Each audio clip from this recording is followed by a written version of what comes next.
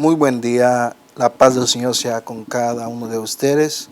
Es un placer para mí empezar esa nueva serie que llamo El patrón de Enos, Misbeach, altar, la tecnología de los altares, donde vamos a hablar sobre el patrón de Enos. La historia de la humanidad se ha escrito con altares. Lamentablemente, estamos viviendo en un tiempo generacional donde la gente está ignorando el poder de los altares, tanto divinos, santos, y también la influencia y el poder de los altares demoníacos, satánicos y demás. Entonces, en virtud de esto, el Espíritu de Dios ha puesto en mi corazón iniciar esa serie sobre los altares. La historia de la humanidad, como lo dije al principio, se ha escrito con altares. Hasta la historia de nuestra propia salvación fue escrita sobre un altar, donde nuestro Señor Jesucristo se entregó en el altar de Gólgota. Podríamos ir dando ejemplos, pero hoy queremos hablar sobre el patrón de Enos. Ahora, tú me preguntarás, ¿quién es Enos? En Génesis capítulo 5, versículo 6, se presenta este personaje. Abra tu Biblia, ve conmigo a Génesis 5, 6, donde la Biblia presenta a Enos. Enos es un pionero de los altares. Es un pionero de la invocación hacia Dios. De por sí, un altar representa un lugar, escuchen bien, físico. O, yo voy a agregar, almático, que se usa como medio para invocación a una divinidad, a un espíritu. Entonces, en Génesis 5, versículo 6, dice, y vivió Set 105 años y engendró a Enos. El nombre de Enos en la Biblia tiene un significado.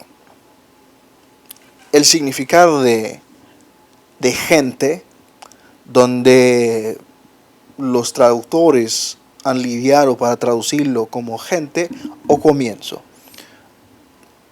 La palabra directa es Hilul, donde hablan de que cuando se refiere a gente, se cree, según los rabinos, de que Maimónides, de que en el tiempo de Enos se empezó a poblar la tierra, pero al mismo tiempo la gente empezó a invocar a otros dioses. Y por lo cual también con el mismo Enos se empezó lo que vamos a leer más adelante. En el versículo más adelante dice que Enos, con él la gente empezó a invocar a Dios. Aleluya. Con él la gente empezó a invocar a Dios. Con Enos empezó un movimiento, la invocación, aleluya, de Dios. La invocación de Dios empezó con este personaje. Esto lo podemos ver en el libro de Génesis y podemos ver cómo Dios le dice, 4:26, donde dice, y a Set también le nació un hijo y llamó su nombre Enos. Entonces los hombres comenzaron a invocar el nombre del Señor. Como bien se dice, no hay un registro explícito de que Enos haya erecto un altar. Sin embargo, sabemos que la manera, la práctica cultica de hacerlo en el Antiguo Testamento, de invocar a Dios, era por medio de un altar. La gente construía un altar y de ahí invocaban a Dios. Entonces, Enos empezó un movimiento de que al mismo tiempo de que en su tiempo, o en su periodo, porque Enos nació 235 años después de Adán, entonces al mismo tiempo de que empezó la invocación, porque la historia registra varias fuentes de que en el tiempo de Enos empezó también la idolatría. Bueno, parte de lo que explican los registros históricos del libro de Enoch, donde se explica, es un libro que no es canónico, sin embargo puede ser fuente como materia de historia, como apelamos mucho al libro de Flavio Josefo, que también afirma, como se explica que los ángeles desertores, no va a decir caídos, desertores, enseñaron a los hombres los artes mágicos, los artes de hechicería y también los artes de idolatría. Dice así un pensador judío. ¿Por qué nos referimos mucho a los pensadores judíos? Porque el arte del altar no tenemos registros más antiguos que en la literatura judía, donde se habla de esto. Por eso les digo que la historia del hombre ha sido escrito con un altar. Entonces estoy dando el contexto histórico y luego hablaremos un poquito más de las cosas espirituales. Pero sí, el hombre empezó a erigir altares hacia los otros dioses. Fíjense, leí algo, dice que cuando los hombres empezaron a ver a las estrellas, vieron a las estrellas que Dios les había colocado en posición de honor, decidieron los hombres, escuchen bien, empezar a decir, no solamente vamos a darle gloria a Dios, pero vamos a darle gloria a estas creaciones que Dios hizo. Escuchen bien, yo sé por dónde.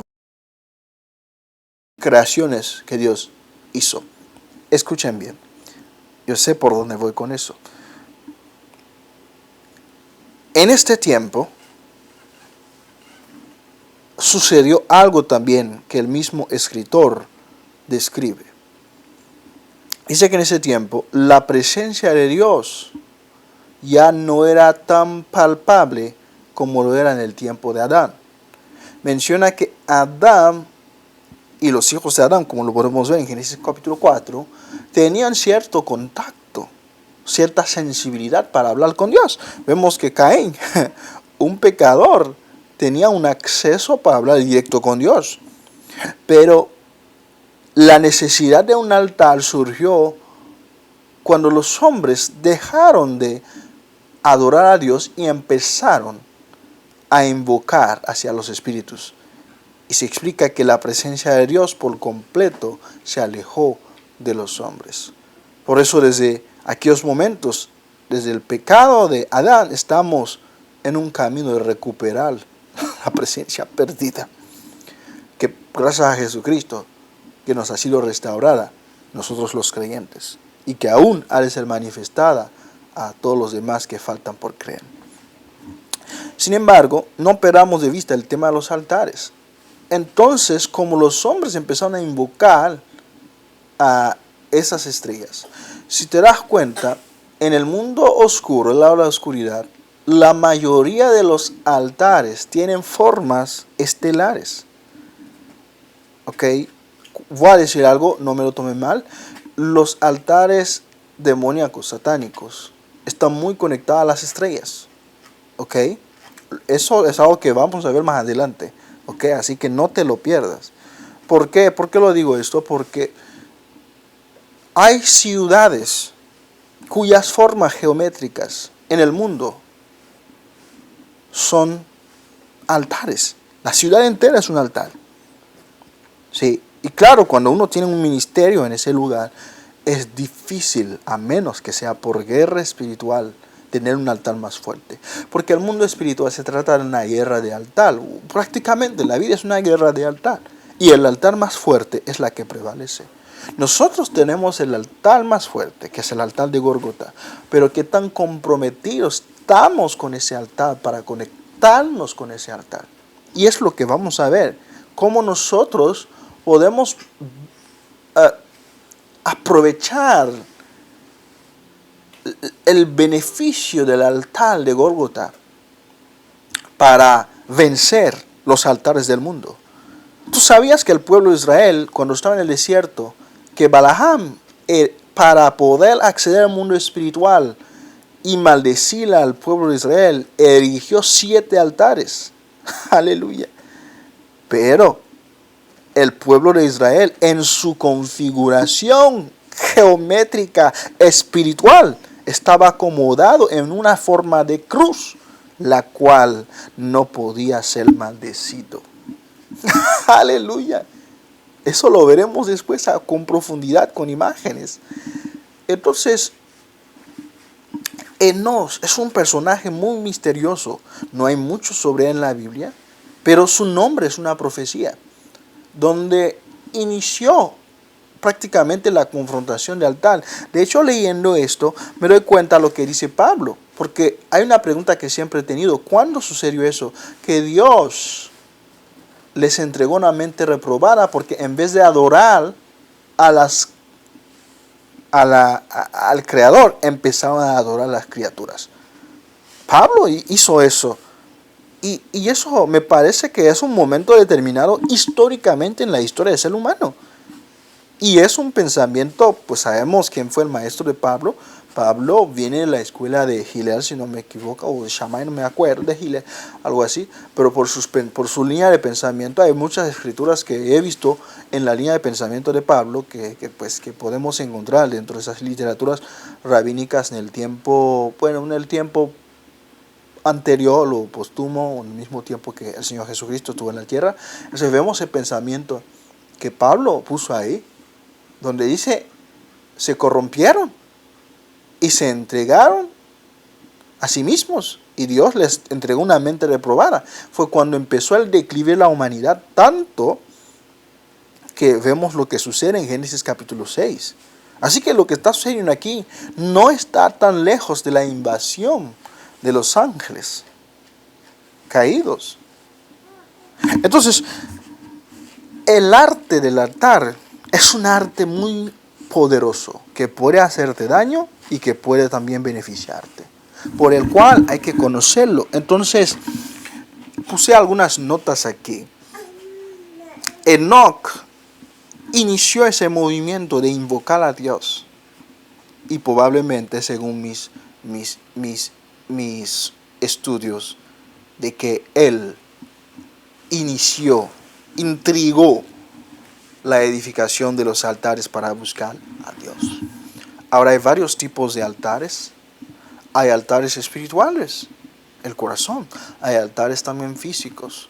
Pero el altar tiene una definición, que es un lugar de invocación de un ser humano hacia un Dios. Y el altar también es un lugar de sacrificio. El altar también es un portal entre el mundo natural y el mundo espiritual. Un altar es un lugar de transacción entre el mundo natural y el mundo espiritual.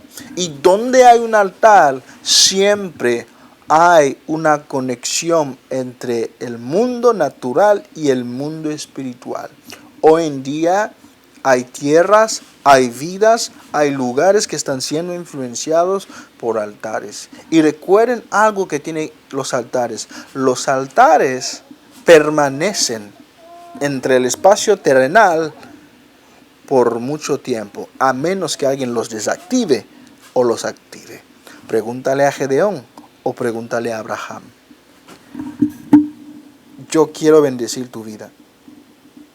Dios quiere que tú tengas una vida de oración, que tú tengas erecto el altar de búsqueda de Dios, porque los altares es nuestro lugar de combate, es nuestro lugar de retaguardia, es nuestro lugar de influencia espiritual, es nuestra posición de dominio. No solamente necesitamos milagros, necesitamos dominio, como el Señor le dice en el Salmo 110. Tú eres sacerdote para siempre, según el orden de Melquisedec. Acuérdate, el altar tiene mucho que ver con el sacerdocio. Y le dice, domina en medio de tus enemigos. Aleluya. Entonces, el sacerdocio, ese tema del altar, es un tema que nos lleve al dominio sobre nuestros enemigos. Hay gente que me está viendo, que en su trabajo, su compañero, su compañera tiene un altar que está haciendo influencia, que le está haciendo guerra. Hay gente en el barrio donde vive, hay altares que le están haciendo guerra. Hay iglesias que están ubicados en lugares donde hay altares satánicos que están haciendo guerra. Hay países, vemos lo que está sucediendo en México, en otros países. Estas muertes, estas cosas que están sucediendo, son altares que están encendidos. Por lo cual te invito a ese estudio para que me acompañes del principio hasta el fin y pido a Dios que me permite concluirlo para que yo sé que será una bendición. Así que shalom, shalom, shalom, shalom.